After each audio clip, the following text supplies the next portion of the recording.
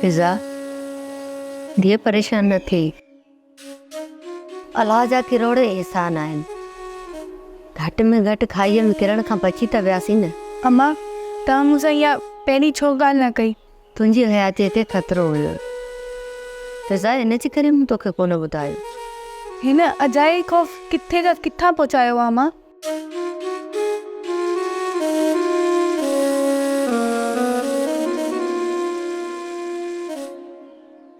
यादि कर फिजा, मूं तोखे अॻु में बि चयो हो त मां हवेली जी ढंगियल आहियां। अम्मा इहो तूं मूंखे अॻु में बि ॿुधाए सघी हुई न, कि मूंखे हुन जो नालो छो न ॿुधायो? तो कॾहिं नौरोज़ खां हुनजे पीउ जो नालो पुछियो हुयो? हा पुछो हो, पर तव्हां त मूंखे न ॿुधायो। छो त नाला जहिड़ा खोड़ आहिनि, मूंखे कहिड़ी ख़बर उहो साॻियो ई आहे। चयुमि न त पहिरियां इहा नौबत न आई, पर तूं ज़िद कयो, पोइ वेही मां वीचार कई। जेका क़यामत टुटी हुनजो अज़ालो थियण ई न आहे। न कर ईअं, संभाल पंहिंजो पाण खे, पंहिंजी ज़िंदगी बर्बाद न कर। छा रहियो आहे ज़िंदगी में अम्मा? न थी बेहाल, न थी परेशान, छो जो निकतल तीर मन में वापस न ईंदो।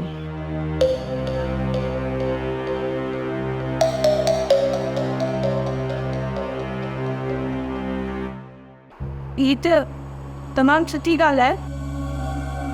चलो ठीकु आहे, महिरबानी तव्हांजी वॾी वॾी।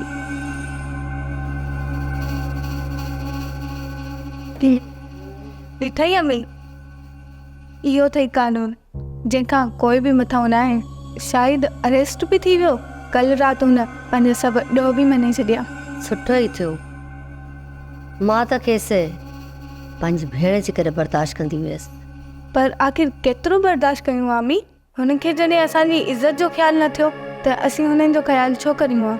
छा असां इन जे लाइ आहियूं कि सभु असां सां नाजाइज़ियूं कयनि ऐं असीं सभु सहंदा रहूं? बसि हाणे ईअं कॾहिं बि कोन थींदो। बसि तूं रुगो पंहिंजी तालीम ते तवजो ॾे, क्या न? जी अम्मी।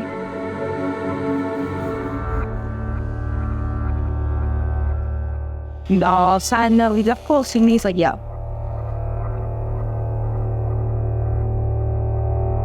Nero? About him? कुछ पई आई कि दवा जो टाइम थी वियो आहे। थी मां बस कराणो थी। वो थी मां मैरू छुरी बन थी। हाँ ठीक मैरू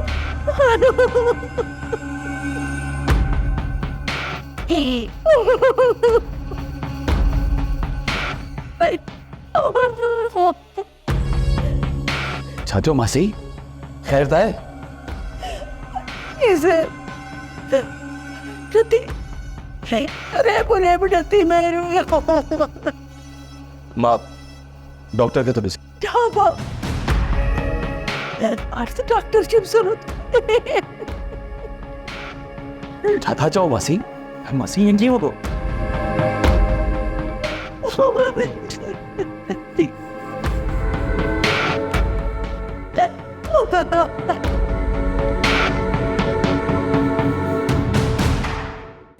ड्रामा सीरियल चंद्र ग्रहण तमाम एपिसोड्स ॾिसो हाणे HD क्वालिटीअ में। विज़िट करियो असांजो YouTube channel Sindh TV HD drama. Subscribe कयो असांजो official YouTube channel Sindh TV HD drama ऐं वधीक अपडेट लाइ बेल आइकन खे क्लिक करियो।